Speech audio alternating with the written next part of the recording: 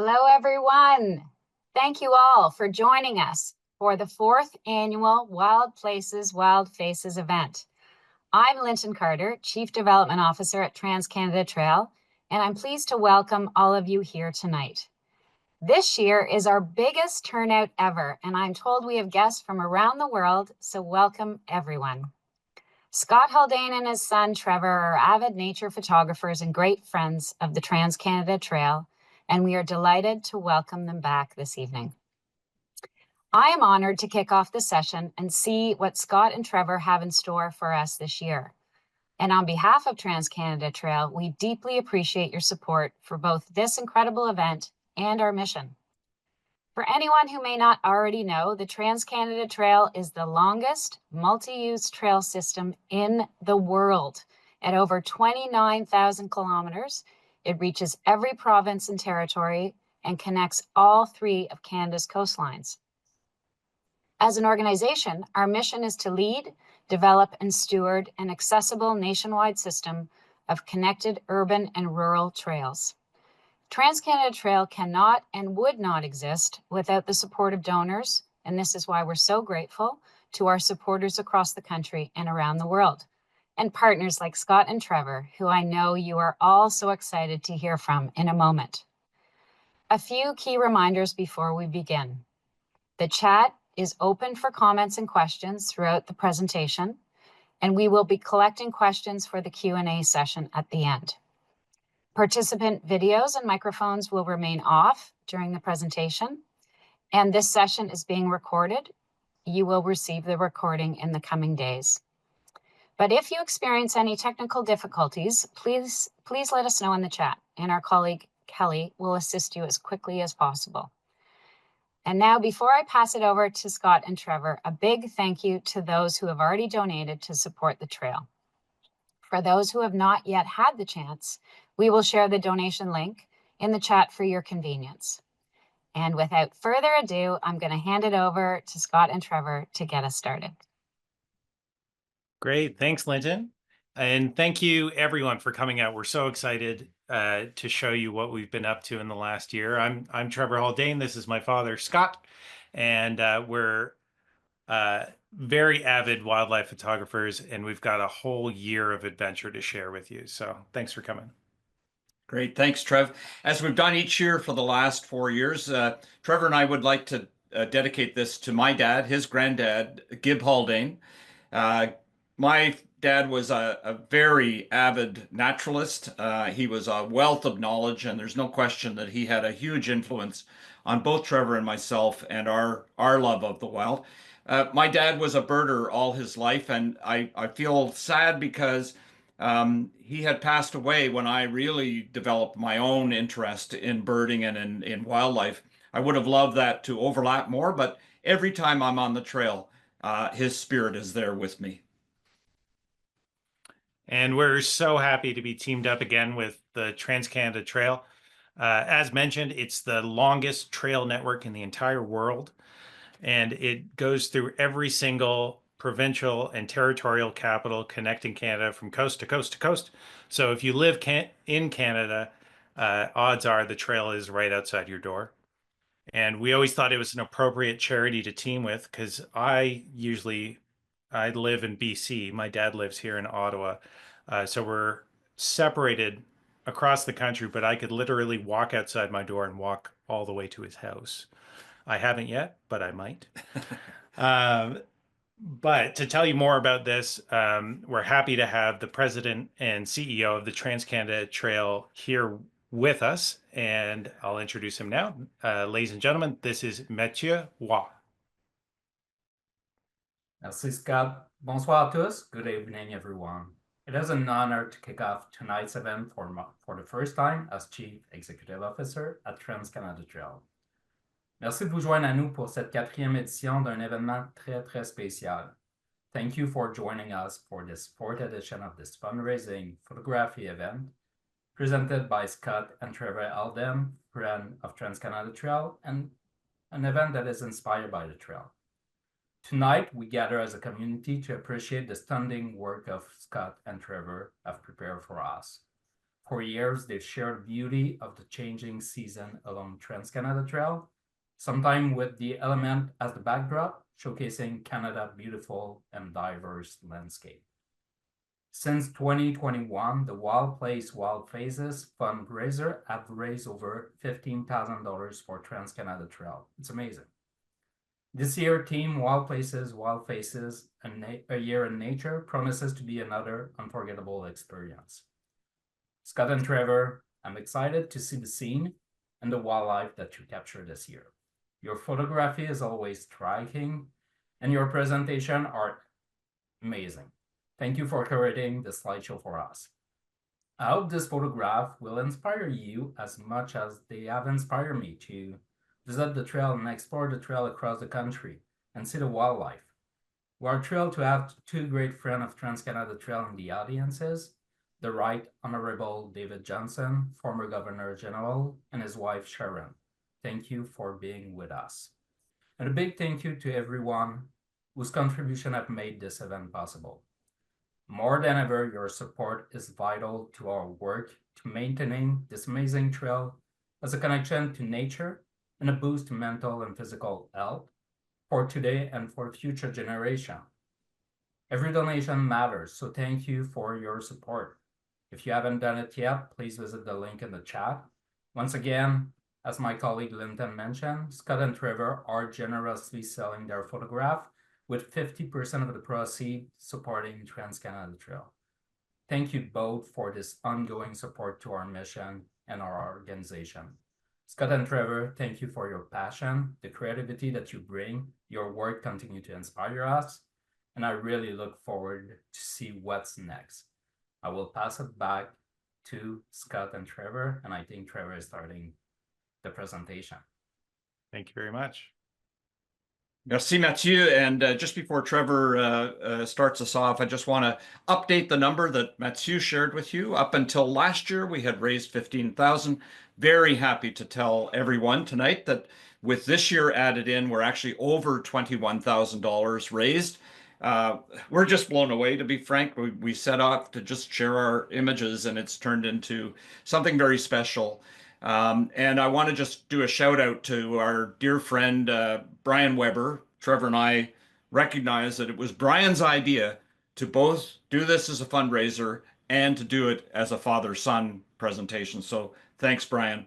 As Mathieu mentioned, we will have all of our digital images for sale at $40 each, with 50% going to the Trans-Canada Trail. So as you watch tonight's presentation, if there's any image that you would like to own and put up in your own home, then please let us know by emailing us, and we'll be happy to provide you with that lasting memory. Trevor? So as I mentioned, we live on opposite sides of the country. I live in Fernie, BC, which is tucked in the southeast corner of BC, right near the Montana border and the Alberta border.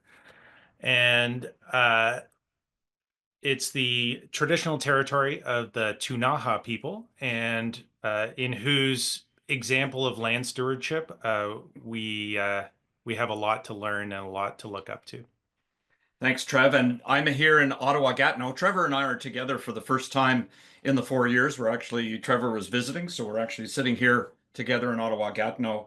And we're delivering this presentation, and most of my photographs were captured on the unceded, unsurrendered territory of the Anishinaabe Algonquin Nation, whose presence here reaches back to time immemorial. The Algonquins are the customary keepers and defenders of the Ottawa River watershed and its tributaries, where I spend most of my time on the trails. We honor their long history and welcoming of many nations to this beautiful territory. Here we go. Chapter 1, Winter. So just remember, everybody, we're going to finish with a Q&A. So if you have any questions throughout, just throw it in the chat and we'll do our best to answer it later on.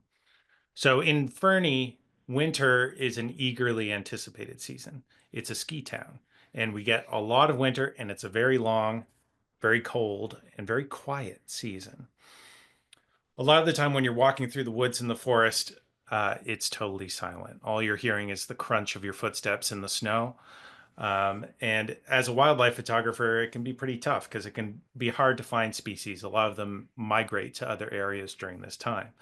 So as you walk through the woods, you might only hear the chirping of a little chickadee, or you might hear the tap, tap, tapping of a small woodpecker, like this downy woodpecker here. But if you keep your camera by your side and you stay alert long enough, you get lucky from time to time. So last winter, I was driving along the highway and I noticed this bald eagle perched low over the Elk River. So I quickly turned around, I parked my car, and I came up and I got a few shots of this eagle as it flew away into the blustering snow. But I noticed it didn't take me long to notice why it was perched low over the river. It was perched low because it was hoping to grab some scraps. Grab some scraps from a formidable hunter, the river otter. This group of three river otters was squirming around, jumping in and out of the water, catching fish, and using the ice as a hunting platform. Otters are some of my favorite animals. They're large aquatic weasels, and they're so graceful as they enter the water. And they seem to have no trouble at all finding food, and they have enough energy left over to wrestle, to play. Here you can see some of its food there. They were snatching fish every single time they dove underwater. They'd pop back up with another fish and quickly chow down on it. And they were very curious when they saw me. River otters' vision is maximized for underwater mode. So they don't see very well in the air, which as a photographer is kind of a benefit because they couldn't clearly see what I was. So they just sort of periscoped up and had a sniff. And I was able to observe them as they gleefully chomped on fish on the ice. And they're not the only animal that uses the ice in the wintertime. Here's another aquatic mammal. This is a muskrat. And both otters and muskrats really rely on their fur to keep them warm in this frigid cold water. They don't have like a layer of blubber or anything. They just have really thick fur and they have oil that secretes from glands. So you can see this muskrat is busy distributing that oil and maintaining that coat so it's able to survive in freezing cold water like this. But one of the things I love about the winter is despite the fact that your wildlife viewings are far between each other, it's a great time to see some of the big animals just because of how migrations work in my area. Also, with less greenery on the trees, all the leaves are gone. There's less places to hide. So you see animals like this one. This is a mule deer. And mule deer this time of year are absolutely beautiful. This is them at their peak form. They've got thick, chunky winter coats on, and their antlers are fully exposed. So deer's antlers, they grow every single year, and then they shed them and then grow them again. And the size of their antlers and the number of points is an indicator to the age of the animal and its sexual maturity. So this guy's just starting to enter his prime, and he'd be what you call a 2-point buck because he's got 2 points on each side of his head. Another member of the deer species we get a lot in our area is elk. And during the winter time, they come here to overwinter. They spend a lot of their time at higher latitudes, and they travel in big herds, but they're just about everything in my area is named after elk. That's how much they're a part of the culture in that area. Now, there's another animal that is often seen in the wintertime, and this is an animal that is um, more visible in the winter because it spends all the hot seasons at high altitude. This is, of course, the bighorn sheep, an icon of the Rocky Mountains. And their amazing horns are different from antlers. These they grow their entire lifetime. And you can actually tell the age of the animal by the growth rings that are on it, much like a tree. One of the other reasons they're at lower elevations at this time and easier to find is up high on the mountaintops, their food is completely buried in snow. And so they come down to at least a level that they can dig for their food to find it. Here you can see some of the ewes, the females, and the youngsters. But these animals have a clear way of letting you know when you're no longer welcome. Once you get snarled at by a 300-pound pile of muscle, you know it's time to go home. Right, here's another close look. So the growth rings, how they work, it's a little tricky to read, but you can sort of see how it's got a darker line in a few spots. And as far as I've read, this is when the mating season happens. So those horns aren't just for show, they're also for battle, because these males compete with each other to see who's the toughest and who has the right to mate. And those dark lines are evidence of this stressful time of the year that they fight each other. Another notable thing about these sheep is their eyeballs. So if you look at this lower one, you can see they have rectangular pupils, really wide pupils. And this is because they have incredible peripheral vision. This helps them because they're a prey species. They get chased by wolves and coyotes and grizzly bears. So they got to be able to keep an eye out. The second one is going to have trouble doing that because it had this one blue milky eye, which I assume is some kind of glaucoma, but it had its buddies to help keep an eye out for it. Bighorn sheep are some of my favorite animals to photograph because they're so calm a lot of the time. I find if I move slowly and calmly, they don't run away too far. If you spook a deer might run over to the next forest. But these guys, if you spook them, they usually run about 10 feet, maybe have a closer look at you, and then they relax and let you photograph them. This one's doing its best impression of a couple of tree branches. Here's a male looking a little bit suspicious, and you can see he's being protective of his family in behind him, giving me the evil eye there. Here's one look at the cute little youngsters. I find they're extremely curious. They usually keep their eye on me the whole time. And here's one more look at those big formidable horns. And this one you can really see that battle damage on those huge horns. This is one of my big photography goals in the next coming year. I want to see that battle. I want to record it in video form. So hopefully, fingers crossed, you come back next year and you see some of that. But here's one last look at winter in the mountains before I pass the mic over to my dad to see what winter is like in the East. What a great start, Trev. And Fernie is certainly a lot more than a ski town in the winter. Trevor has made that very clear. Well, here in Ottawa-Gatineau, winter is a time of ice and snow, and it seems like the last few years it's been mostly ice with all of the thaws and freezes we've had. The ice formations have been amazing. One of the my photographer friends here, Tanya Chang, calls this winter fungi, which I think is an absolutely great description of these remarkable ice formations. Well, this is the Britannia Conservation Area, better known as Mud Lake.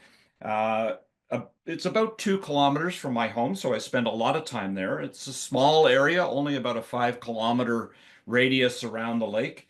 But about half of my photographs that I'm going to be sharing with you tonight come from this small conservation area. It's got an incredible range of habitats, probably 6 or 7 different types of habitats, which drive an extraordinary biodiversity. In fact, over the last 5 years, I've photographed 135 species in this one small area.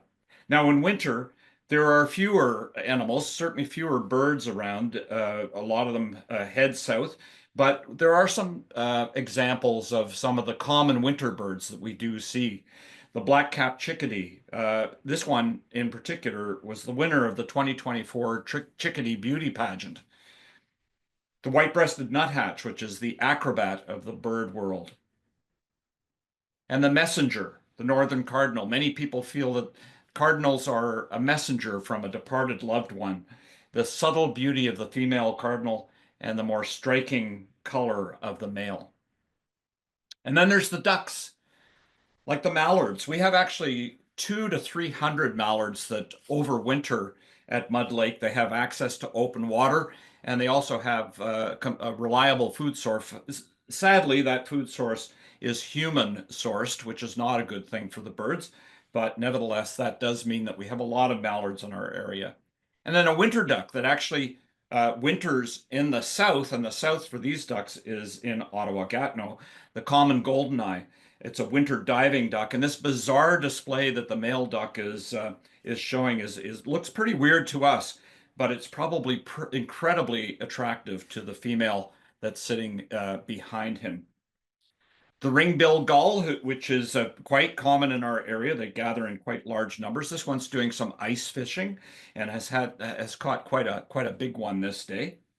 And then there's the three woodpeckers that we see most often: the tiny downy woodpecker, the hairy woodpecker, which is larger and has a longer bill, and my favorite, the pileated woodpecker, which is the largest woodpecker in North America and actually the third largest woodpecker in the world. And incredible.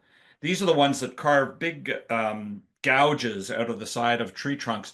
They actually don't eat one insect at a time. They are looking for entire colonies of carpenter ants. So they gouge these big holes, which actually become nesting possibilities for other animals. Also in our area is Gatineau Park. Gatineau Park is a local gem, 361 square kilometers. So it's quite a large park managed by the National Capital Commission. And it requires longer hikes, but it also leads to bigger finds, like these deer. These are white-tailed deer, and they're not as common as in Fernie. In fact, deer in Fernie are kind of like squirrels in Ottawa-Gatineau. Trevor sees them every day. I saw another deer, you know. But when I see them, I get a little bit more excited. And they are reasonably common in our area, but I certainly don't see them every day. But when I met, this one has a notch out of its ear. I guess it was got snagged in some way or ran into a predator and escaped other than a piece of his ear. But when I'm hiking in Gatineau Park in the winter, when the foliage is gone, what I'm really looking for are the owls, like this barred owl. They live in the woodlands and they can grow quite large. They grow 20 inches tall, so they're a big owl. They prefer to nest in tree hollows like this one, but they can also use abandoned nests of other birds and so on. They mate for life, so they are often seen with a mate. And they hunt at night. They sleep during the daytime and they're awake at night. They do like to hunt from their perch, so they tend to sit there in the daytime and then at night they swoop down. They're silent flyers. They actually have silencers built right into their feathers, their wing feathers, which mean that they fly in complete silence. They're very vocal. In fact, I'll attempt a barred owl call. Who cooks for you? Who cooks for you all? So that's I learned that from Michael Runts. For those of you who know Michael, sometimes after they make this call, it'll be followed by maniacal laughter, and that is a sign that there are two owls in the midst of a courtship ritual. So keep that in mind, that maniacal laughter, because we may hear a little bit more of that a little later. Their population of these owls is actually spreading westward. They're actually growing in numbers and spreading westward, which is great for the barred owl, not so great for the spotted owl, which is found in more western areas. And the barred owl is larger and more territorial, which means that the spotted owl is actually getting threatened and in fact reducing in numbers as the barred owl numbers are increasing. This area back at Mud Lake is called the Ridge. It's a narrow strip of land between the Ottawa River and Mud Lake, and it allows viewers to walk along and look right into the canopy of the trees along the riverside, which makes it a birder's paradise. It's a stop on the migration route, both heading north and heading south, particularly for warblers. And birders line the ridge looking at the tops of the trees to see all of these warblers. And like these cedar waxwings that are feeding on common buckthorn berries that were this one with a mouthful of snow, but the waxwings love open areas with berries. In fact, they're one of the latest birds to nest because they wait for the berry crop to reach its peak. And they can sometimes flock in hundreds, sometimes thousands of waxwings all together. Usually they're in our area from May to October, but these images were actually captured in February. And what's happening is that the winter population is actually increasing in the north due to the spread of exotic fruiting plants like these buckthorn berries. Buckthorn is actually an invasive species, even though it's been here since the 1880s, but they crowd and shade native plants and rob the soil of nutrients. So the buckthorns do well, but the native plants don't do so well. And they also, the birds actually eat these berries and spread the seeds widely. So it's really difficult to control the spread of these buckthorns. I call this image yin yang, these two cedar waxwings, which weren't paying much attention to each other, form this perfect yin yang symbol. An interesting fact about these birds is that they can become intoxicated if they eat berries that have been on the branch a little too long. They ferment and the birds can get a little tipsy.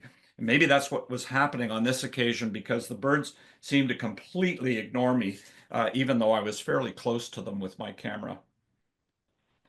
These are the marshlands of Parc National de Plaisance, which is on the Quebec side of the Ottawa River, a little east of Ottawa. It's a provincial park, and I found a rare sight in this area this year for Ottawa. These are sandhill cranes. They're the only crane, in fact, in North America. They make a honking, they're quite rare in Ottawa-Gatineau, although they can congregate in flocks of several 100,000 in Nebraska, which is the sort of the heartland for these cranes. They make a honking sound when they're flying, like most geese do, but actually on the ground, as I watched them, they actually make a kind of a purring sound, almost like a kitten, as they forage on the ground. They can grow to 3 or 4 feet tall, so they're quite a large bird and can live from 20 to 40 years, which is about the same as a bald eagle and quite long for any bird. When they fly, they can fly at 40 to 50 kilometers per hour, so they can cover as much as 300 to 500 kilometers in a day. But they do try to fly with a tailwind, so they actually plan their flights to get the support of a tailwind. And when they have that, they can cover as much as 800 kilometers in a day. Over to you, Trev. Thanks so much, Dad. So winter is a beautiful time in the Elk Valley, in the Rocky Mountains, but it is long. And so I eagerly anticipate spring arriving. And one of the heralds of spring are some of the early flowers, ones like this trillium. This is a Rocky Mountain trillium. And as an Ontario boy, trilliums speak to me. And I didn't know until I moved that we actually have trilliums across the country. This is a slightly different variety than you'd find in Ontario, but very beautiful in the early spring. Another herald of spring, of course, is the robin. Some robins stick around all winter, but when you see them hopping around in the grass, finding worms, you know it's springtime. And for them, it's a very important time of year as well, because of course, this is when the next generation comes into being. I was delighted to find this nest. And if you look closely at it, it's really amazing to see the layers because you've got these bigger branches and twigs on the outside. And then you've got almost a pottery bowl made out of mud. And inside, a bunch of dry needles cradling these beautiful blue eggs. I was very curious about these eggs, so of course I came back a week later and found it very different. Here's 3 little chicks. At this point, they seem to be completely blind because even as I approached the nest, they all opened their mouths expecting their next meal. So I got a quick shot and I tiptoed away as to not disturb the whole arrangement. But it's not just them nesting, all kinds of birds are nesting, including, of course, this icon, the bald eagle, a real story for animal conservation. And it's great to see now that they're so common pretty much anywhere you look. And this is a breeding pair that we're bringing up their next generation of little eaglets. If you look carefully, you can see the eaglet, the baby's head poking out the top, and that gives you an idea of scale of one of these eagle nests or eyries. This thing is absolutely colossal. And I've been returning to it for 4 years now, seeing them raise generation after generation. And I was so sad to find later this year, after the eaglets had left the nest, a windstorm had completely destroyed this nest. So I'm curious to see whether they rebuild it. But they're not the only big bird around here building nests. Probably the most visible is this one, the osprey. Osprey are a little smaller than bald eagles, and their specialty is catching fish. They do spectacular dives into the water, snatching fish right out. And here's one shielding its little baby in its nest. Here's a little close-up of them. If you look at the baby's eye, you'll notice that it's orange. And if I just go back a slide, you'll see that the adult's eye is sort of greenish yellow. And that's a good indicator of how old the bird is, because a young bird can look pretty much the same as an adult, but if it's got an orange eye, you know it's a youngster. And they normally build these nests uh, anywhere high near water. And that includes on top of power lines, like in this case here. But of course, that can present a little bit of a hazard because they're such a big nest and they can light on fire. So if you drive around the East Kootenays where I live, you'll see lots of purpose-built platforms for these birds to nest on, just to give them an alternative to the power lines. And it's great seeing them everywhere. And here you can see this nest isn't even done. Even though the babies are at home, mom came back with a branch. And it's not just the animals that are changing this time of year. The landscape has a huge change. So this is the valley that Fernie is tucked into. And we get about 35 feet of snow a year, and all that snow melts. All that remains in the springtime is in the high altitude. So all that snow that melts has to go somewhere, and it expands habitat for a bunch of the riparian river living animals, including this icon. Looks a bit like a pom-pom, but of course it is a beaver. Beavers are so fun to watch because, as their reputation goes, they're very busy. And like otters, I just love any kind of mammal that easily slips in and out of the water in transitions. And beavers are surprisingly graceful when they're swimming. And they're fun to watch feeding as well. Beavers eat all kinds of things. In the springtime, they'll eat lots of green plants, but food that they really rely on is the inner layer, the cambium layer of wood. That's that soft layer in between the bark and the actual wood of the branch. And they'll just work a branch like this, like corn on the cob. And they're very methodical in working every last calorie they can out of a branch like this. And I was lucky that they decided to build a lodge near my house. These lodges have aquatic entrances, and they spend spring and summer storing food for winter because they can live a whole winter under the ice if they've stacked enough branches and logs into the mud banks right outside their front door. So they just come outside, grab a snack, pop back in all winter long. And there's so many migratory animals that come back this time of year. So that's my other favorite thing about spring is everywhere you look, you start seeing wildlife. Like here along the river's edge, this is a killdeer, a sort of sandpipery type bird. Now, if you go out in the farmer's fields, you'll find a sparrow like this white-crowned sparrow here, which has about 5 dragonflies in its mouth. This is the time for feast. And if you look up high in the trees, you get woodpeckers like this one. These guys stick around all year. This is a northern flicker, which has absolutely beautiful feathers. And hovering over the marshes, you might find birds like this black tern, or if you're really lucky, a bird like this. This is a mountain bluebird. This is the male, which they just shine like a jewel when you see them. The color is absolutely phenomenal. So you find all those birds all over the place. But then sometimes I look on my front lawn and I find a black bear. This was just a small neighborhood black bear. And despite bears' fearsome reputation, most of their diet, 80% or more, is plants. And you can really see that in the early spring. This one is just chowing down on grass. And bears are amazing. And surprisingly, stable when they stand straight up, because this one had a little look around at a passing car. And for me, when they make that transition from 4 legs to 2 legs, they make an instant transition from a bear to a man in a bear suit. They just look like a person when they're standing up. And bears can be pretty elusive, but I set a photography goal for myself last year to find the most elusive animal I could. And I'm delighted to show you now that I found it. Not that, that's a deer. But here is a cougar. This is a cougar, a puma, a mountain lion. They have lots of names, but it's all for this amazing cat that I was so happy to find on this camera. This is a trail camera. It's triggered by motion. And I knew to find a predator, the best thing to do is find its food. And this particular area has a ton of deer, like these mule deer here.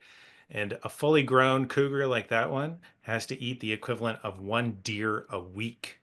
So it needs, just think of 50 deer a year to sustain one animal. So it needs quite a few of them. And the days in the spring are comparatively sunny to the winter. The skies start to clear. And this year, like many people across the country, was an amazing year to observe the northern lights. So I hiked up one night with some friends up onto a mountaintop and got to observe the northern lights shining above the twinkling lights of Fernie down below, reminding us of our place within the clockwork of the universe. Back to you, Dad. Thanks, Trev. As Trev said, spring is time for new growth.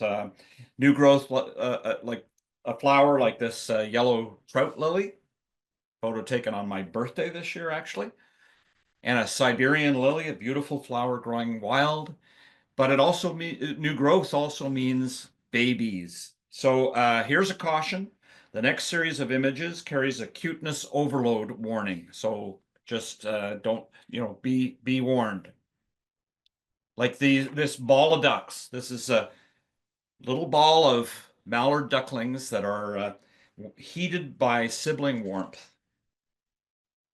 Or this common merganser mum with her family on a rock in the channel of the Ottawa River. These are diving ducks. They tend to nest in hollow trees, but they're also quite often found, not always as an entire family like this, but often found on rocks in the middle of fast-moving water so they can access food quickly and stay safe at the same time. The males disappear before the chicks hatch, leaving the child rearing to mom. But female mergansers have a solution, actually. They mind each other's children. So they have ducky daycare. While one mom hunts for fish, other mums will look after her family. Now, this brood is likely this mother's own children. They have somewhere between 9 and 12 ducklings, or 10 in this image. 3 of them are looking right at us, actually. And but they can have as many as 50 to 75 chicks or ducklings, sorry, under their care if they're looking after several families. Now, these tracks, which were left at night, led to what these raccoons do in their normal daytime condition. And they're much cuter here, of course, than they are in your garbage can. I particularly like the little paw that's just sticking out of the crack in the tree here. This is an eastern screech owl, and this is the rufous morph. Later on, we'll have a look at the gray morph. So they come in 2 different colors. Interestingly, the rufous morph tends to camouflage well in coniferous trees, while the gray morphs tend to blend in with deciduous trees. So they're actually colored specifically for the tree that they tend to frequent. They're the second smallest owl in Ontario after the northern saw-whet owl. They also mate for life, and the males feed the mother and babies until the fledglings leave the nest at about 10 weeks. There are 2 to 6 owlets in a clutch. So this is a full house. There are 6 little owlets at the very top of the branches, unfortunately blocked a little bit by the twigs in between, but One little owl got a close look at me. They leave the nest and hang out on nearby branches while they learn to use their wings and feet, and mom and dad feed them from on these perches. Now, I warned you about the cuteness warning. This is a red fox kit. I discovered this little baby sitting all alone beside the entrance to its den. They have between 1 and 13 kits in a litter. This one was all alone, so it might have been that only child. They're very playful, but they tend to stick close to home. So he had a little radius that he was moving around. Interestingly, they don't make they don't make just one sound, a call of a fox. They actually can make over 20 distinct sounds, very vocal and a lot of different options available. Both parents care for the young, and they'll often leave the kits near the den while they hunt and bring back food. So that clearly what was going on here. The kits stay with their parents for about 7 months before they head out on their own. So this one was waiting for mom and dad to come back with some food. They have excellent hearing. They can actually hear a rodent digging underground several kilometers away. So they're pretty amazing animals. This one was unbelievably cute. These are ox-eye daisies, which are a sure sign that spring has sprung. And I think that Mud Lake is a misnomer, actually, at least in the spring. I think it should be called Turtle Pond because there are dozens and dozens. I think the record now, I photographed something like 25 turtles on one fallen log. So they're very common in this area. And the painted turtle is our most common turtle. It spends most of the day basking in the sun, and there's a good reason for that. In the winter, and a lot of people wonder, what do turtles do in the winter? Well, they actually bury themselves in the mud at the bottom of the lake for up to 6 months as the winter months go along. And they are in a dormant condition. They can lower their metabolic rate, and they rely on stored energy. They fatten up before they go underwater, and they draw oxygen from water as it passes over their blood vessels in their skin, their mouth, and even their rear end. They can also switch to something called anaerobic respiration, which means that they can actually breathe without oxygen.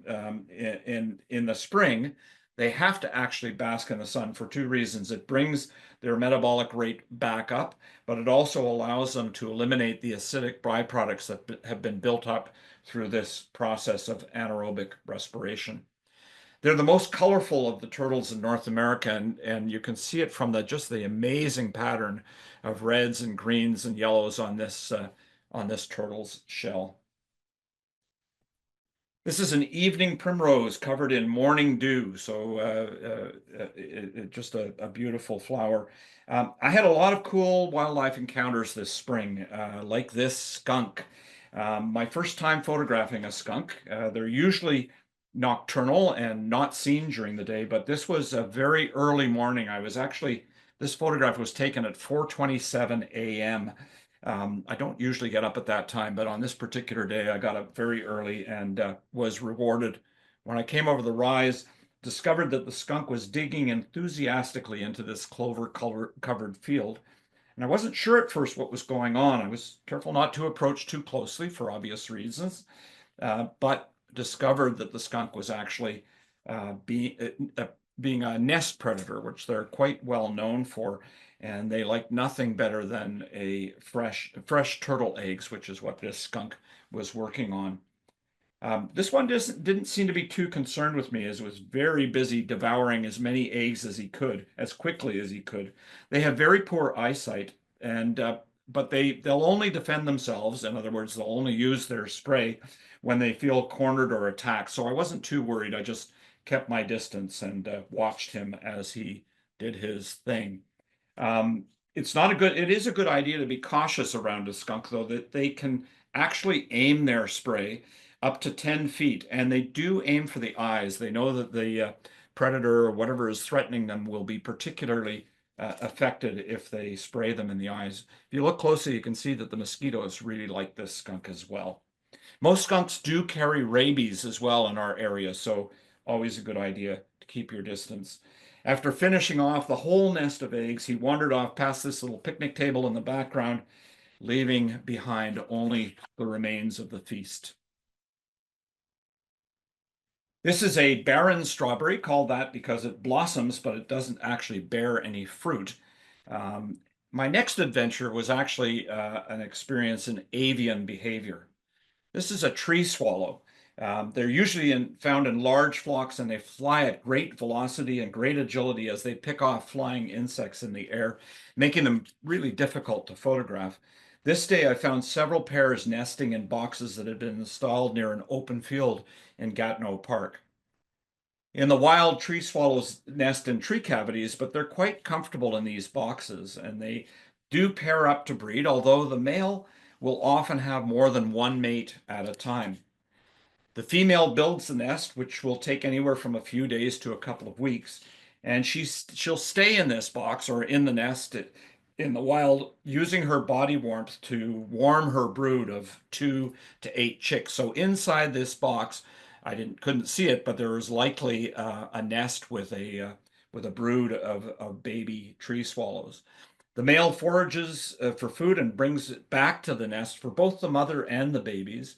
They can catch many insects per foraging trip. In fact, scientists have discovered that they hold them in a bolus, B-O-L-U-S, that they keep in either their bill or even in their throat. And there's 19 to 34 insects in each of these boli, I guess they're called.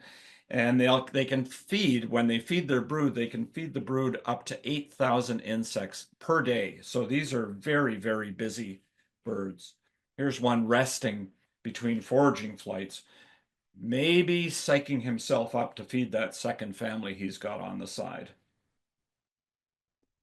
And here's one last image. Can't leave spring without at least one warbler image. This is a Cape May warbler on some American plum blossoms. Just a perfect ending for spring. Thanks, Dad. You know, it's funny, I get a lot of megafauna where I live, bears and moose and all that kind of stuff. But what I find is when I watch my dad's half of the presentation, I get really jealous of all the tiny birds. He gets way more birds than I get. It's really, it seems like they're much more plentiful in the East. So last summer, I really was excited for it because last summer I went on a trip. It was a wildlife photography trip with my friend Tosh, and we went to Nootka Island. Nootka Island is off of the west coast of Vancouver Island, so it's facing the rugged Pacific side. Nothing out there but wind and waves. And the Nootka Trail is only accessible by float plane. So this is the view we saw as the plane left us behind. We helped the pilot push the plane away and it disappeared. And then it was just us in the wilderness. So it was a long, rugged coastline, about 80% beach hiking and 20% rainforest. And we clocked ourselves at going 1.2 kilometers an hour because it was grueling. That is not easy beach to walk on. But we were there for the wildlife, and wildlife we got. So looking out to the trees, we saw all kinds of birds, including ravens, eagles, crows. And this particular raven was very talkative. Ravens have a huge vocabulary of noises, lots of noises that don't even sound like they should be coming out of an animal. They sound like sonar blips and that kind of thing. And you can see why this animal is so important to the mythology of so many peoples, because it gives off a real magical guardian kind of quality when you hear it talking. But as we scanned away from the trees, we'd see shorebirds, like this one here. This is a black oyster catcher, and you often see them poking around looking for things at low tide. But our vision kept being pulled even further out. So we were watching the waves a lot of the time because animals like this would pop up. This is a harbor seal. I really love harbor seals because they give a real dog-like playful energy and curiosity. So this one was poking up, and they take shelter a lot of the time because they do have predators around. We were lucky to see a couple orcas swimming by, Not lucky enough to get some good pictures of them, but you can imagine them here. And shortly after that, we saw some harbor seals all taking cover. They were in this sheltered little bay, and they were there floating, taking naps on a bed of seaweed and just waiting for those orcas to pass on to other places. In this area, there was this small pup seal here sleeping up against its mother. And what was amazing was a bunch of seals would swim in from the open water. And when they come into this sheltered bay, the first thing they would do was boop noses with the baby seal. So it was like it takes a village sort of thing of all these seals checking on this baby all at once. But the animal that we love seeing the most is this one. This is a sea otter. And balanced on its belly is a rock. And now, ladies and gentlemen, I'm going to tell you the fact of the presentation. So lean in and listen closely. Otters have pockets. In each of their armpits, sea otters have a flap of skin that acts as a pocket. And they use this to store some of their food. They'll gather shells and urchins from the bottom. But most importantly, in their pocket, they'll have their rock. And this is not just some rock. This is that otter's favorite rock. It carries it around in its pocket. Otters have tool belts. Tell your friends. But these are amazing animals to watch. Here you can see this is a mother otter with its pup. And we were lucky to watch them in this little bay. And they just kept scooping up crabs nonstop. And every time she came up with a crab, the youngster would come over, snatch it out of her hands, and she'd be like, "Oh, no big deal. No reaction of anger or annoyance or anything." She'd just go right back down and come up with another crab. So just like their river cousins, these animals are living a blessed life. I think if we're all lucky and behave well, we will be reincarnated as otters because otters seem to have a wonderful time. And you can see how much they savor their meals here, chomping down on the crab and licking up every last drop from its carapace and looking right into the lens and showing off that aristocratic mustache. What an animal. But it wasn't just them we were after. There was another animal that we were really excited to see on this trip. The far coast of Vancouver Island has a reputation for sea wolves. So these are wolves. They're a subspecies of gray wolf. They're a little bit smaller and they subsist mostly on aquatic life, on seafood. And our whole trip, the whole grueling hike along this coast, we were following their tracks, but we didn't see the wolves. Every day we were hoping to see the wolves. We tried getting up early, we tried staying up late, no wolves. But on our last morning, we're sipping our coffee, just killing time before the boat comes. And at that moment, two wolves walk by our campsite. We jump out of our chairs, we grab our cameras, we start following them at the beach. And we were lucky to watch them scanning the beach, looking for their next meal, looking around, but they quickly outpaced us. This was our nemesis on this trip. This is called pea gravel, and it's gravel the size of peas, but walking in it is like walking in soup. It's like walking in deep snow.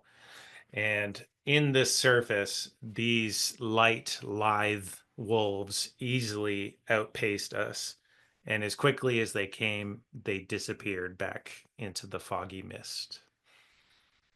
Shortly after that, while we were waiting for the boat, it was one hell of a last day. We saw this little family here. So these deer are some of the smallest deer I've ever seen. They look like they were born yesterday. And you can only hope that they don't encounter what we saw earlier that morning, the wolves, because the wolves would be delighted to meet their acquaintance. But all good things come to an end. So we waited here, we got on our boat and took it back to civilization. Once I got to civilization, I was dedicated to find an animal that you can only find in the summertime. an animal that you have to work really hard to get to. You have to push yourself up these slopes. It lives up in the alpine, in the scree, in these tumbled, broken boulders. And if you're lucky, if you work hard enough, you come face to face with the pika. Pikas are impossibly cute, impossibly round, fabulous animals. Pikas are in the same family group as rabbits.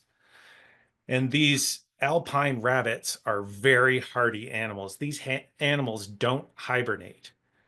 They live under meters and meters of snow, sustaining themselves. And the way they're able to do this is they're busy.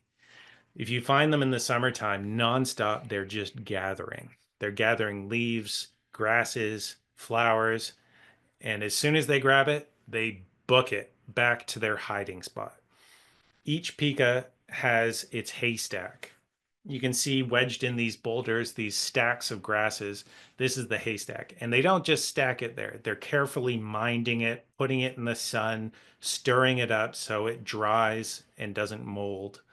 And when those meters of snow pile up, they're able to nibble in peace and survive that long, cold winter. But they're very protective. Pikas will steal from each other, so they're constantly squeaking and there's little fights that break out. They also squeak as alarm calls because, of course, they have predators. They have predators from the air, which they make a different sound from the predators that come from the land. So you've got hawks and eagles. From the land, you have animals like this little finger puppet. This is a least weasel. Least weasels are the smallest meat eaters on the planet, and they are busy. They're ideally situated to this kind of environment because they flow like water over these boulders and go in and out looking for anything they might predate on. And they need to eat a lot. Because they're so busy, they have to eat 40% of their body weight a day, which is a lot. Not really a lot because the animal weighs like 2 ounces, but it's still a lot of food, relatively speaking. So I was delighted to find them, and it really ended my summer nicely. Amazing trip. What an amazing trip. And Oh yeah. otters have tool belts. This might be the best story you've told. I love it. Summer's my favorite season. It's the season where everything is living life to the fullest, like these Jerusalem artichokes. Now, this was not a great year for fungi because it was so dry in our area, but there were some incredible splashes of color. This is what's called a spotted court. Purple is the most unusual color in the forest. I mean, this just popped off the florist floor, and I just had to get close and take a photograph. These holes in the mushroom in the fungi, by the way, are made by slugs. And they weren't around just when I took this, but that is what they leave. This is a scarlet hood, another incredible color. Just it's quite aptly named. It's another color unexpected. Now this tiny microscopic world, like almost a macro world, you have to look at. Sometimes you have to look very, very closely to see what's going on, like this dude here. And the birds are back at Mud Lake. There are a lot more birds around, but they're harder to see because of the foliage, like this little Tennessee warbler poking its beak out from amongst the leaves. Luckily, this black-throated green warbler, which is a lifer for me, meaning it was the first time I'd seen one and photographed one, it didn't seem to mind posing for the camera. And it's funny because I spotted this bird. I'd never seen one before. I was so thrilled I got a lifer. And then next week I saw another one. I went, oh, it's another black-throated green warbler. So you get jaded pretty quickly.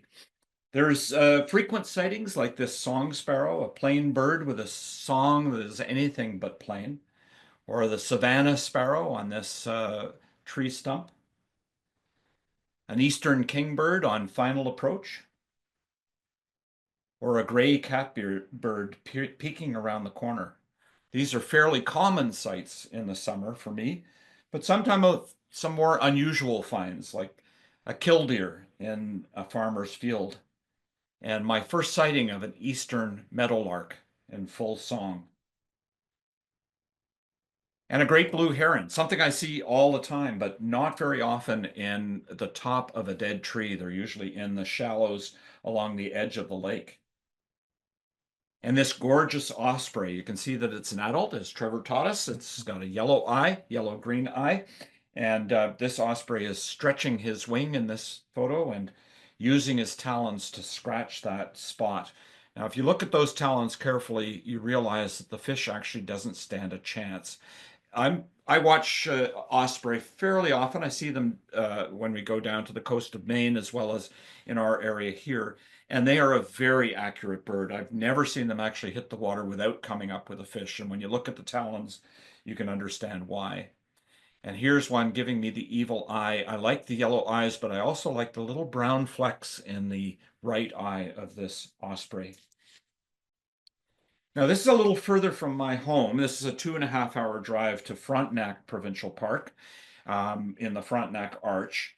And just past this beaver dam, by the way, this beaver dam must have been a good 4 feet between the bottom of the dam and the water level that it was holding back. It's an incredibly strong animal-built structure. But just past this beaver dam, I came to an amazingly magical place in the forest. There was a little tiny bridge that had been built over a stream, and in the swampy meadow that was around it, it was absolutely full of something called buttonbush. And on the buttonbush plants, which had this amazing alien-looking blossom, there were dozens and dozens of eastern tiger swallowtail butterflies. These are really big butterflies. Their wingspan is 3 to 6 inches, so you can imagine it's like 2 hands worth of butterfly. And they were all over these spiky buttonbush blossoms, climbing on them and so on. It was just really a very magical moment. This amazing plant is called Viper's bugloss, which must be one of the best names for a plant ever thought up. Viper's bugloss. Now, the common snapping turtle is one of the most interesting inhabitants in Mud Lake. They're also called the mossy back turtle for good reason, as you can see from this image. These prehistoric creatures glide under the water and ambush their prey. They'll actually eat anything, even carrion, but they do tend to sneak up on their prey. They can live for up to 100 years, quite commonly up to 75 years, and grow throughout their lives. They reach adult weights of 22 to 75 pounds, so they can be really, really large. This next series of photos I call Anatomy of a Yawn. Well, it may look like this turtle is about to snap. It's actually yawning. Since they spend so much of their time underwater, they need to recharge their oxygen with a big yawn every so often. Ah, that feels much better. Now, as I've been doing for nearly 65 years, we spent several weeks on the coast of Maine again this summer. This fractal pattern on the beach at low tide looks like a Maine forest. You can see the horizon and the trees above the horizon. Sadly, I did a lot of hiking this summer. I spent hours and kilometers on the trails and found them to be eerily silent. No birds, no bird song. The population of North American birds has dropped nearly 30% since 1970. Almost 3 billion birds are gone. They vanished from our forests, from our grasslands, from our backyards in less than the span of a human lifetime. And this was certainly the case as I walked these trails in Maine this summer. The good news is while the songbirds appeared to be absent, the shorebirds were plentiful, like this black-backed gull chowing down on a crab,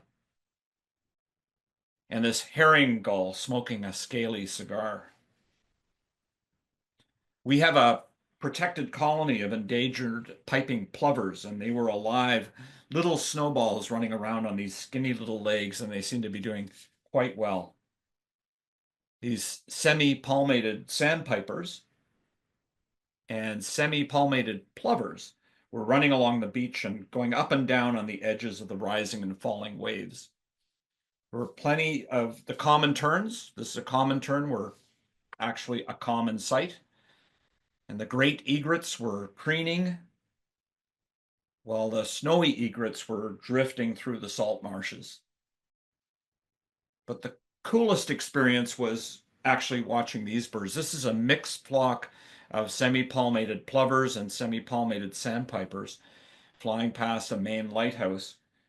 But they do this thing called a murmuration, and they do this to confuse and avoid predators. Being in a large group like this protects the individual members. So an individual bird is less likely to stick out if all the other birds are kind of moving together in a flow. Mathematicians have developed computer models as a way of studying this flocking behavior that's called a murmuration. And it's actually a lot simpler than it appears. Each individual bird actually pays attention to only 7 birds that are around it, sort of in front, behind, and on both sides. When one bird shifts, the neighbor responds and a wave-like movement is created.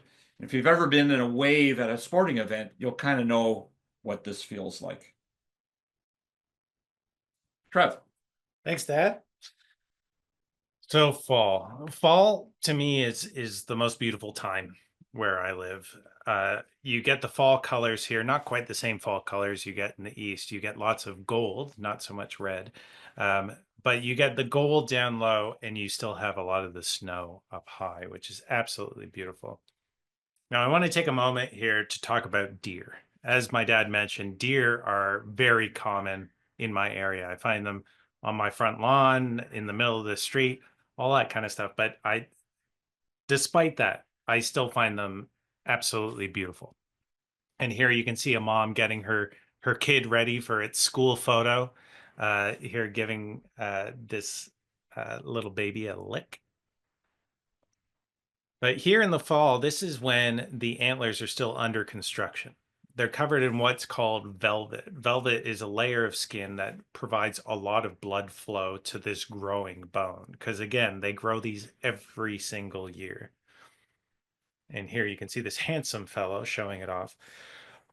But what's really interesting about the velvet is during this growing period, it's very sensitive. It's actually painful for the bucks to bump into something with it.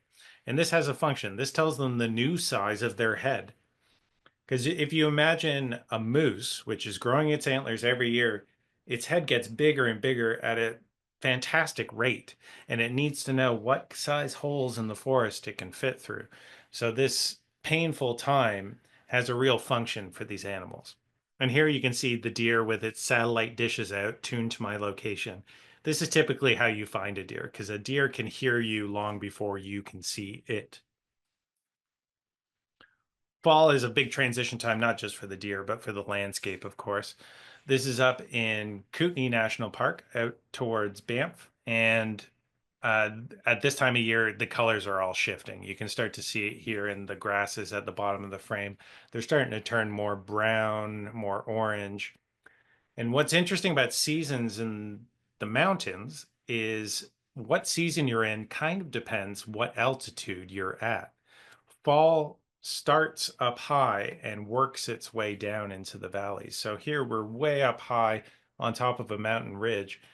And despite the fact that down in the valleys, the colors hadn't shifted yet, up here we could start to see the shift, specifically of one unique tree, this one. These golden trees here are larch trees, also known as tamarack trees.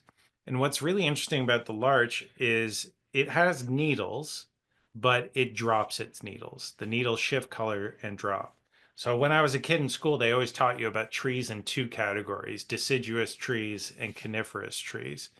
And in this case, this is a tree that straddles those 2 categories. This is a deciduous conifer. It has needles, but it loses its needles. So throughout the winter, they look like dead trees, but they're not. They're a really unique, interesting species. Some animals leave this time of year, they're gone, and some hardy ones stick around, like this 3-toed woodpecker here. A little different from most woodpeckers because it has a yellow dot on its head instead of a red one. And another bird that sticks around all year is this one. Here showing that the closer you look at things in nature, often the more beautiful they get. The huge variety in color and texture on these feathers is amazing when you zoom in on them.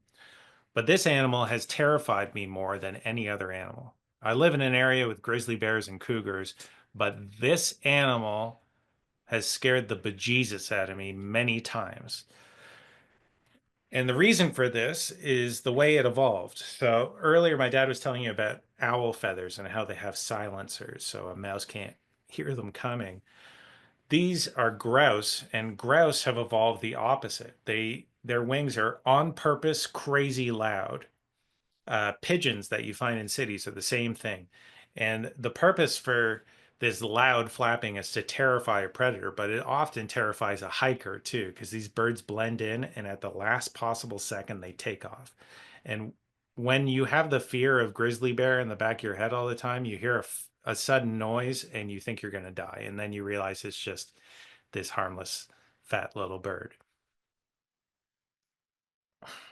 But it's a beautiful time to see the landscape. The sun starts to get real low, and sunsets when you live in a tight valley end up happening really early. You look at what the forecasted sunset is, and the sun disappears behind the mountains hours before that. And this time of year, of course, it's getting colder, so you get a lot more mountain dew. Not the disgusting beverage, but the lovely drops here on this flower or here on this moth. When I saw this moth, I thought it was dead because it wasn't moving, but it was actually just waiting for its wings to dry. So all that Mountain Dew sticks onto its wings and turns it into this sort of bejeweled chandelier-like object, which looks great in a photo, but it's not great for flight. So it was just waiting until the sun dried it off, and then it would take flight again. Here's another animal taking flight. This is, of course, the bald eagle. One of my favorite things about wildlife photography is it makes me notice and look forward to the seasons way more. And even more than the four seasons, it divides the year into tiny micro seasons because there's all these annual events that repeat themselves every year that you can look forward to. And it's not just me, these eagles are looking forward to a big annual event as well, which kicks off in the rivers and the creeks like this one, and I was delighted to observe it again because it's one of my favorite things. This time of year, the salmon run. These are kokanee salmon. Kokanee salmon are a landlocked version of sockeye salmon. So rather than living their whole lives in the ocean, they live in a large lake. But just like the ocean-going variety, they return to where they were born to spawn. They do this when they're sexually mature, which occurs usually about 4 years in. So these are 4-year-olds or older. Usually they're silverfish. They change this beautiful bright orange this time of year, which shows off their fitness to mate. But the downside is it makes them very visible to predators in these creeks. So the eagles, I saw dozens of them perched around this creek, and they are just chowing down, and I wouldn't want to be a fish.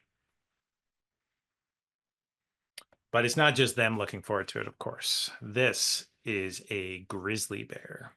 You can tell a grizzly bear from a black bear mostly by the hump that it has behind its head. This hump is really useful for digging for things because black bears can be a similar color, but once you see that big hump, you know you're dealing with a grizzly. And I was totally surprised to find this grizzly. Just after work, I decided to go out and take a few photos. I hadn't seen anything for a while, so my expectations were low. I'll take a picture of a crow or the landscape or something. But as I was standing by the riverside, I heard some shuffling rocks, and this big boy came out, here displaying its formidable claws, which are mostly used for digging, not tearing people apart.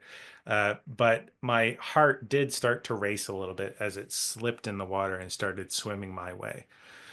But luckily, it ended the way every bear interaction I've ever had ended. Once they saw me, it decided to go the other direction. So it swam downstream into the setting sun and gave itself a bath. Those pictures earlier, if you zoom in on them, you can see there's tons of burrs that have worked its way into their fur. And you can only imagine there's an entire ecosystem of insects and mites that exist in that thick fur. So a bath must feel fantastic. And this bear hung out in this area for a while, stretching and shaking off. And I was glad to take a bunch of pics, and it made its way elsewhere. But here's another animal using that same river, and this animal is very apt to use this river because these are elk crossing the Elk River. This was in the early morning when my dad was visiting me. This was a chance encounter. And this is another lesson in having your camera ready, because we were driving out in the early morning. I said, elk crossing the river. My dad pulled over. We quickly jogged and just had enough time to get off a few shots. And here you can see that elk are what you call a harem species. So like a lot of the ungulates, the hoofed animals, they fight each other in the fall, in the rut, to prove their toughness and to prove they're worthy of spreading their genes to the next generation. And when elk do this, they inherit a whole bunch of wives. So this is a bull elk on the left. Looks like he's a 5-point, and he's got 4 ladies with him. And this is them crossing the river in the early morning mist. Here's a bigger herd. I've seen lots of big herds this time of year when it starts to get cold, up to 100 animals in one single herd. And here they are marching off into the sunset. And I have one last thing to show you tonight before I pass the mic over. I really love using these trail cameras because you get to see how the animals act when a human isn't around. And this is a particular spot where I noticed a confluence of animal trails. And my plan is to leave this camera here for an entire calendar year. It's only been there for a couple months so far, but you get a bunch of snippets of little stories, like these deer plowing through the snow. And it's so exciting to pick through this footage and see what goes on when we're not around. Like this deer here, which is wounded on its back leg a little bit, and you can see it stomping and huffing at something on the other side of the camera. So this is the thing that can be frustrating, is you only get part of the story. But this big chunky bull elk probably has less to worry about from predators, but it still has to deal with the elements like the snow blowing in. I have to deal with the elements too when I come and check on the camera and change the batteries and stuff. But if you come in next year, I should have a lot more to show you, and show you how a bunch of species use the same location. So that's a teaser. And with that, I'll pass things back.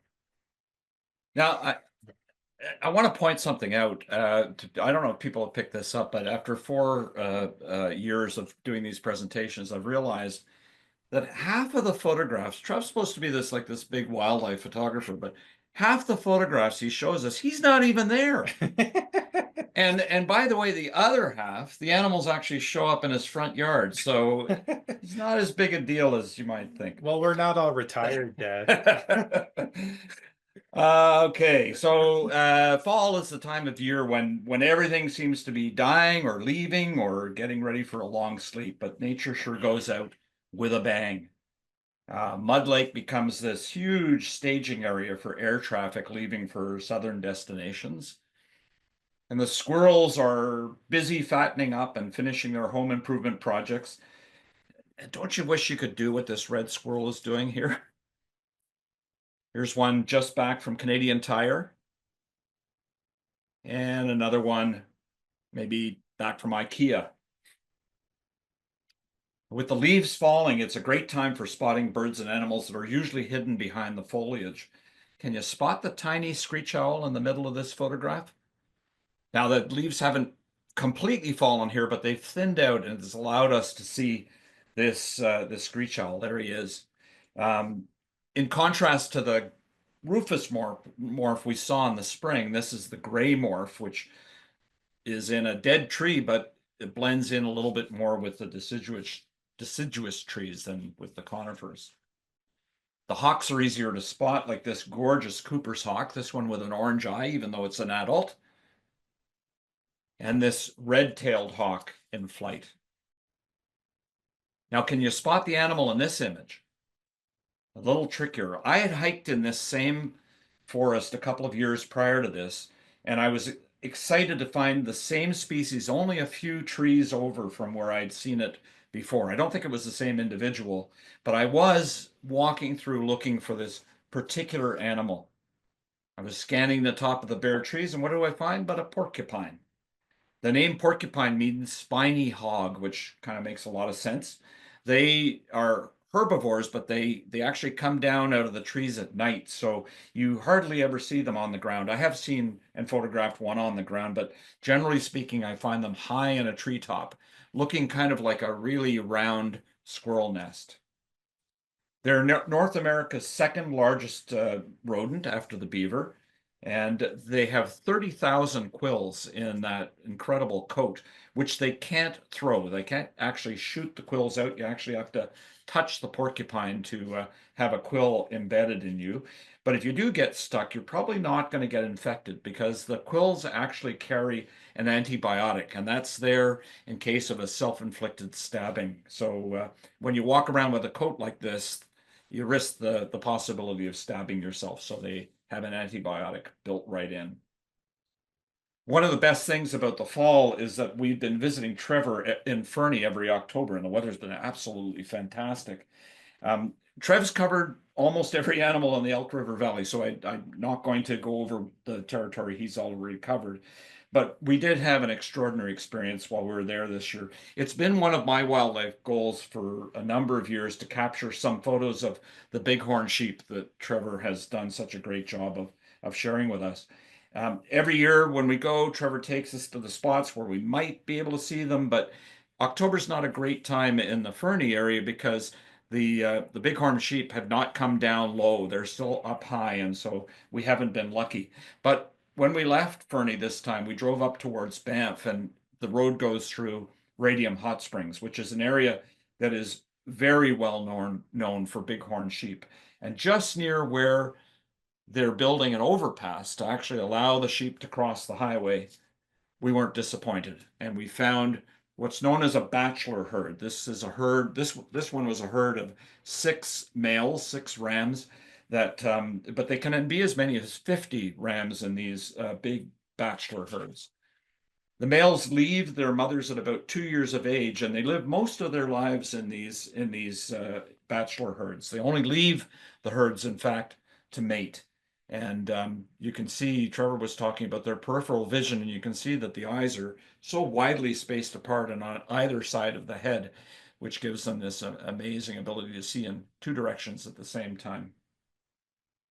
What an amazing part of the country, Trev. You're so lucky to live in the Rocky Mountains, and I'm so lucky to have a son and daughter-in-law that live in the Rocky Mountains, so we can have a good excuse to visit. Now, I'm going to finish my presentation with what I think was the best wildlife photography day that I had in 2024. This happened to be the day after the US presidential election in November. So I badly needed to spend some time in nature to remind myself that there's still some sanity in the world. And so I decided on a long hike in Gatineau Park, and I came upon this remote pond a long way into the center of the park, and it looked completely empty. But I had my binoculars, which is probably my most valuable piece of equipment. I was able to scan the surface of the pond, and I saw at the far end what I thought was perhaps a muskrat, but on closer inspection, I discovered it was a river otter. So Trevor's not the only one who's got river otters this year. And then I looked a little bit more closely, and I discovered that actually was 2 river otters. And then looked even more closely to find out that there were 3. So it was just an amazing experience.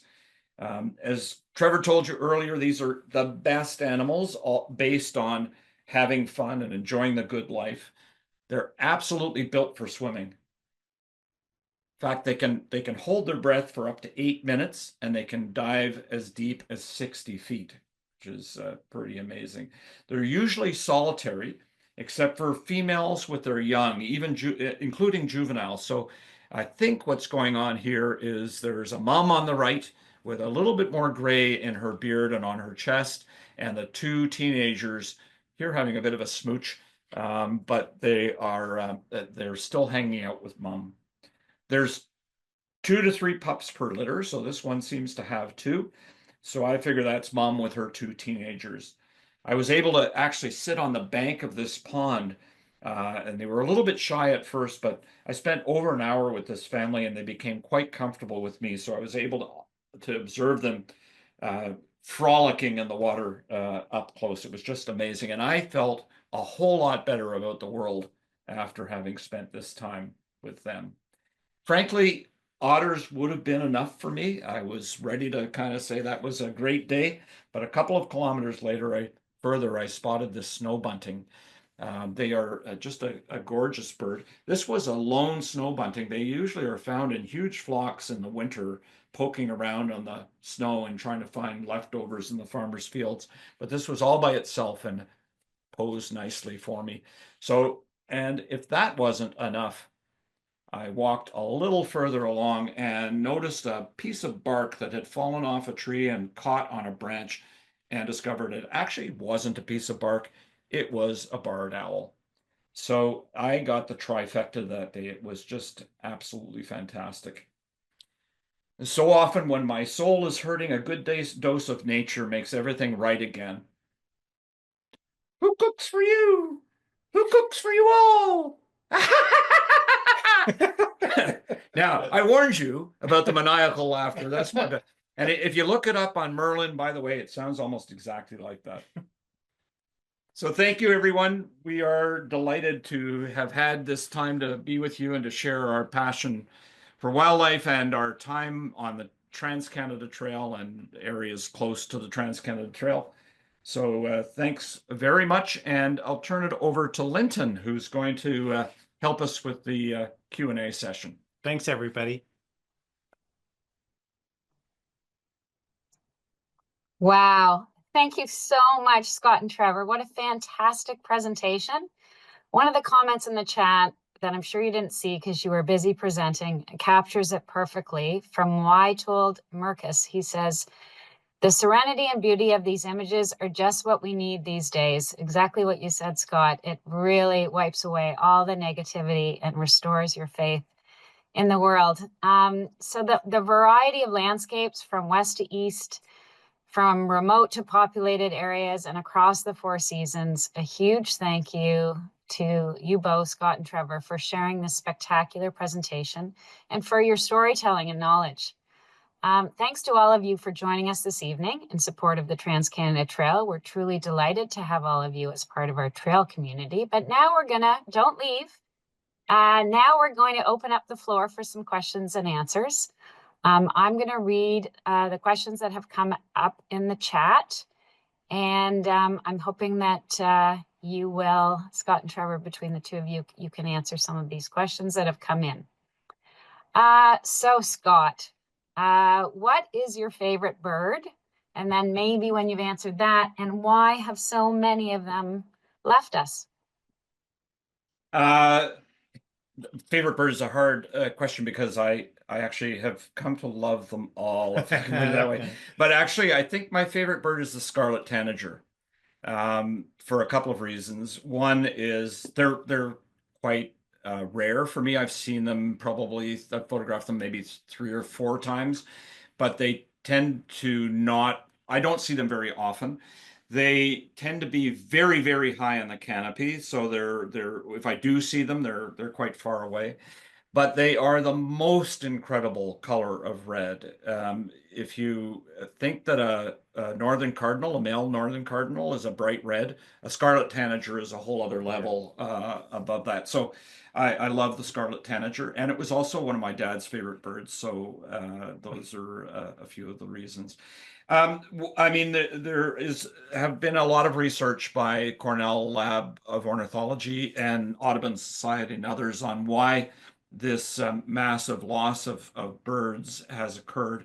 It's generally speaking has to do with habitat loss. I mean, that's the main reason for it. But there are other things like building collisions. I mean, the number of birds that are lost to the fact that for whatever reason we feel that we have to keep our buildings lit at night in cities.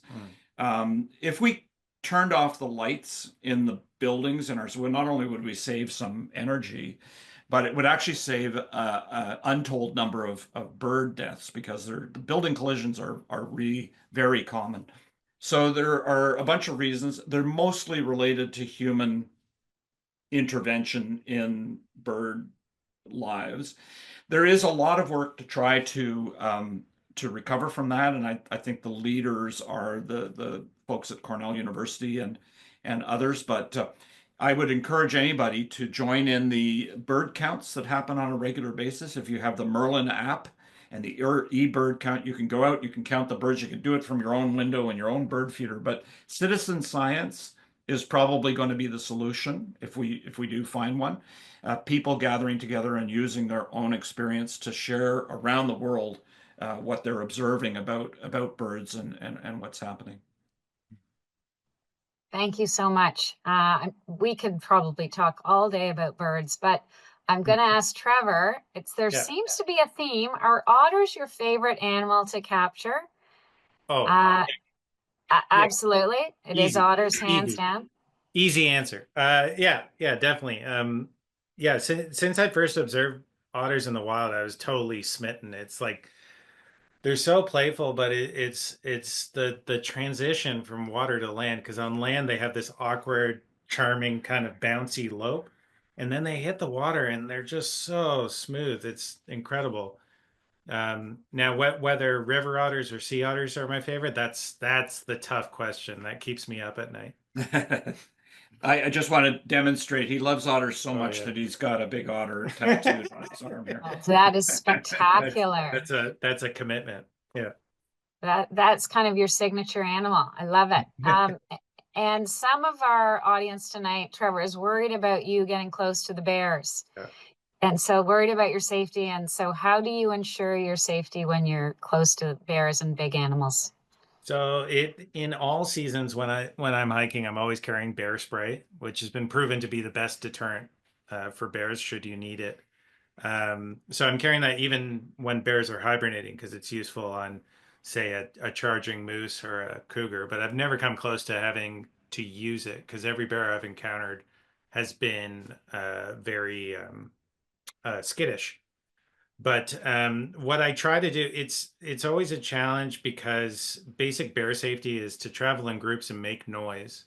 But basic wildlife photography is the exact opposite of both of those things. So I'm sort of threading a line, but what I'm saying is, don't worry about me. I'm being careful. Okay, well, we love the results of you putting yourself with these animals. So thank you. Just for folks that be careful, because bear spray is not actually used as insect repellent. You actually spray it on the bear. Not on yourself. Not on yourself. Or your children. Thank you for that tip. Yeah. I'm sure that's going to come in handy. Okay, another question was, is there a catalog of photos? And what is the resolution of the images about to be enlarged to 8x10 or larger? So I know that we will be sharing a link to the recording, so you could easily jump around from the images and back through the presentation and get in touch with either of you to purchase those. Yeah, last year we sold about a dozen photographs after the presentation. We'd love to have that number increase dramatically, but you may find it difficult picking out your photo. You'll have, watching through the recorded version. So the best way to look at collecting or to choose a photograph would be to email Trevor or myself, and we will kind of work with you to go through the presentation and pick out what you really want. And as far as the resolution is concerned, what you would be purchasing, unless you really wanted us to do an enlargement, but likely what you'll be purchasing is the digital image itself, which is taken in both our cases at a very high resolution in our cameras, and you would receive an image that is in actual size, which actually is giving you the full resolution that the photograph was taken in the first place. So it's suitable for enlargement. I have a couple of Trevor's photographs on my wall. He's got one of mine on his wall, and they're blown up quite large, and there's no problem with the resolution. So we'll make sure you get the best quality photograph as well. Yeah, that's great. Thank you. And any other photography questions? Because I know there's probably a lot of photographers on the line tonight. They'll be shared with Scott and Trevor, and they will answer you directly after the event. I wanted to ask a question. Sure. Where is your next trip or trips, and what is the ultimate experience that you're working towards to hopefully get some amazing photography in the future? Well, I mean, I have lots of goals that are in and around my home, because I'm about to become a lot less mobile because I've got a baby on the way. Congratulations. So by April, I'll have less ability to move around, but I have tons of goals of animals I want to find. There's some animals I've never photographed, like a badger I'd love to find. I'm charmed not just by otters, but all members of the weasel family. So I'm going to be looking around for a lot of weasels in the next year, I think. Trev and I were very excited about the presentation tonight, and we've been psyching ourselves up for a while, and particularly today. But we're just as excited because tomorrow morning we're going to go out and try to photograph a great gray owl, which is not as common a sight as some of the other owls that we've shown. So we're excited about tomorrow morning finding a great gray owl. And my particular goal this year is a pine marten, which is in the weasel family as well, but it lives in pine trees and fairly common in Algonquin Park. So I'm going to head over there and see if I can get a pine marten. This year is a big year for us. We have a third grandchild coming, and through Trev and his wife Jennifer. So my wife Linda and I will be going out to Fernie, and we're going to be experiencing some of Trevor's opportunities. But we're also celebrating our 50th wedding anniversary this year. So Linda and I are going out to celebrate that auspicious day in Tofino, BC. And I've already signed up for a bear watching trip and a whale watching trip. So we're going to do a lot in the West. Yeah. That's awesome. Well, so much to look forward to this year. Speaking of multi-generational, so Scott, how did you turn Trevor on? Because I'm assuming you had some influence in his profession and his passion for nature. So how do you embed that love with young people? I had zero influence on Trevor's profession. I want to tell you, he's a carpenter by profession, and I can't hammer a nail in straight. So, in fact, I don't even know where the hammer is. I have to ask my wife if we have a hammer. So, yeah, his profession, no. And in fact, wildlife photography it's interesting because we both got into it without influencing each other at the time when COVID hit. So early in the pandemic in 2020, I was a travel photographer whenever I was traveling, but travel was off. So I started doing some wildlife photography, and Trevor he was living in Toronto at the time and started doing some photography on the Humber River. And so we kind of both got into it at around the same time and discovered a passion. And then it was Brian Weber, who I did a shout out for before, who said, you guys should actually do a show together. And and this show's been incredibly motivating for both of us. Like it's helped contribute to wildlife photography becoming a huge passion for me, because I'm constantly aware that the next one is coming, and if a season's coming to a close and I'm like, oh, my winter's a little shy, I'll get out and try to capture it, or I'll actually go after specific shots because I'm excited to tell people about some animal behavior or something like that. So yeah, it's amazing that we both share this hobby, because we're constantly sending each other our top shots from our hikes. So there's a little bit of playful competitive nature to it too. For sure. Yeah, for me as well. We dedicated this to my dad, and I have to say that the relationship Trev and I have around this particular passion is something I wish I'd shared with my dad. Like I always admired his knowledge and his passion, but I never shared it. We were never into it at the same time. So I feel a little bit like I'm making up for lost time when I hang out with Trevor and do this. So. Oh, Yeah. that's lovely. So where do you get your knowledge? Because you both know a ton about nature and about the subjects in your photography. How do we all learn what you know? Dr. Google is probably the best. No, honestly, we live in a time when photography has been enhanced tremendously by the technology that's been developed, but also the online tools that you can use to get the most out of your photographs. So that's a great thing. And then the websites and the knowledge that is at your fingertips. You just need to basically ask a question, and it's there for you. So it's a pretty now AI, by the way, is producing photographs that don't exist, like birds that shelter their babies with their wings, or fly along, owls that fly along with their babies on their backs. You'll see photographs like that. They're not real, but they look real. Yeah. So there's another side to it. But sorry, Trevor. Oh yeah, and yeah, it's like for our research, it's like neither of us are biologists, but both of us are just ridiculously curious people. I get so excited when I take photos, especially of an animal I don't know much about, or usually with birds, if it's an animal I've never even seen before, but I've captured an image, I have enough to go home and read about it, and I'm so excited about that. And I have a bunch of reference books of like the birds of North America or mammals of North America, and I love that part of it is like an extension of why I love this hobby so much.